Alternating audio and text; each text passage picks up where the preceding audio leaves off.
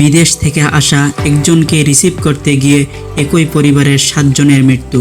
চন্দ্রগঞ্জ পূর্ব বাজার বড় মসজিদ থেকে আরেকটু সামনে লক্ষ্মীপুর নোয়াখালীর বর্ডারে নোয়াখালীর অংশে পড়েছে।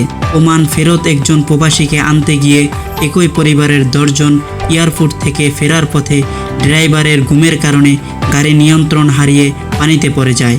গাড়িতে থাকা 4 জন পুরুষ প্রবাসী সহ বের হতে পারলেও অনেক বেশি পানি থাকায় বাচ্চা এবং মহিলাদেরকে উঠানো সম্ভব হয়নি।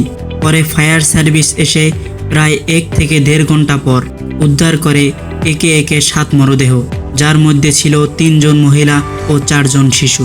এতদিন পর বাড়ি ফেরা প্রিয় মানুষ, বাড়ি, পথঘাট, বন্ধু বান্ধব ঘিরে কত পরিকল্পনা। ফেরার আগে ফেসবুকেও লিখেছেন, স্বপ্ন যাবে বাড়ি আমার। তিনি বাড়ি ফিরছেন ঠিকই, কিন্তু নিয়তির খেলায় মা, স্ত্রী, সন্তান সহ পরিবারের মোট 7 জনকে হারানোর অসহনীয় কষ্ট নিয়ে ওনার এ বেঁচে থাকা মৃত্যুর মতোই। জীবনের সুখ আনন্দ খুবই অনিশ্চিত।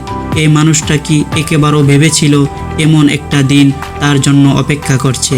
আল্লাহ নিহতদের জান্নাত দান করুক এবং প্রবাসী ভাইকে সবরে জামিল নসিব করুক।